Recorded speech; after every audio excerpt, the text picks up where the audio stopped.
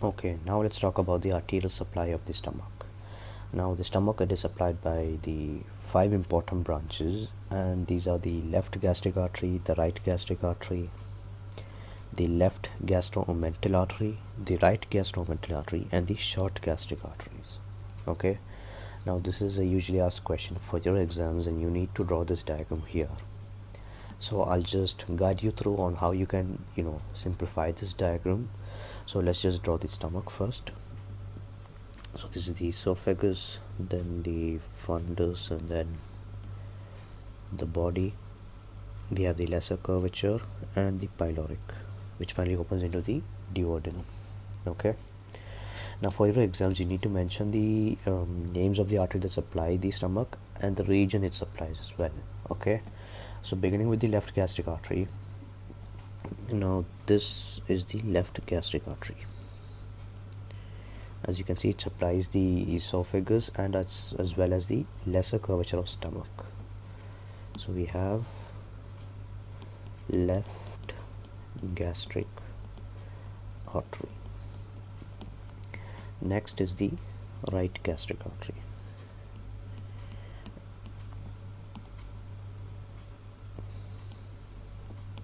Right gastric artery. Now remember, the right gastric artery, it is a branch of the common hepatic artery, which is again a branch of one of the three main branches of the celiac trunk. So remember, the lesser curvature has two arteries supply, the left gastric artery and the right gastric artery. And remember, the right gastric artery is a branch of the common hepatic artery, which is again a branch of the celiac trunk. And the left gastric artery is the smallest branch of the celiac trunk. Okay, so this is about the lesser curvature. Now talking about the right the greater curvature, we have number one is the left gastroepiploic artery. Okay, also known as the left gastroomental artery. Gastroomental, or in your textbook is given epiploic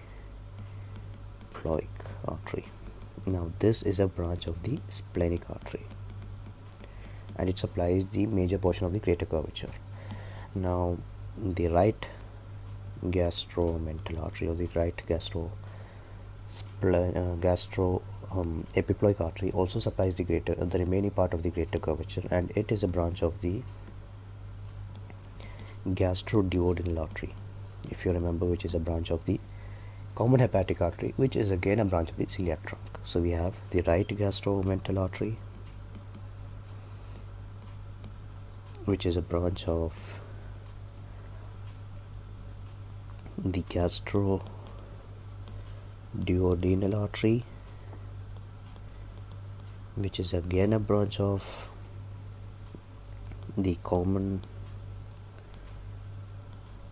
hepatic artery, which is one of the three main branches of the celiac trunk.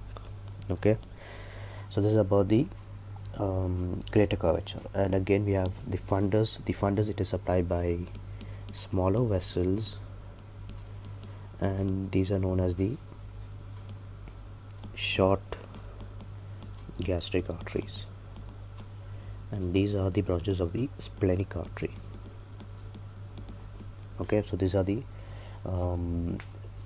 various arteries that supply the stomach. Okay, now you remember the stomach is a derivative of the foregut, and hence it is supplied by the celiac trunk, and it is supplied by the celiac trunk directly to the left gastric artery and indirectly through the branches that arise from the remaining two branches of the celiac trunk, that is the splenic artery and the common hepatic artery. So this is the important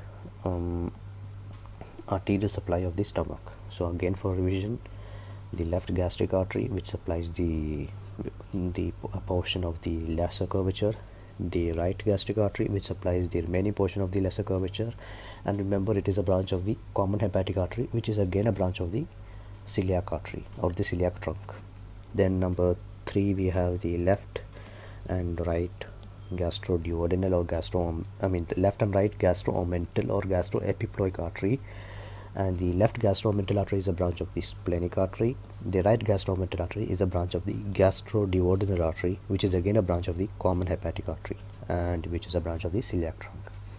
And then supplying the fundus, we have the short gastric arteries, which is a branch of the splenic artery. So this is about the arterial supply of the stomach.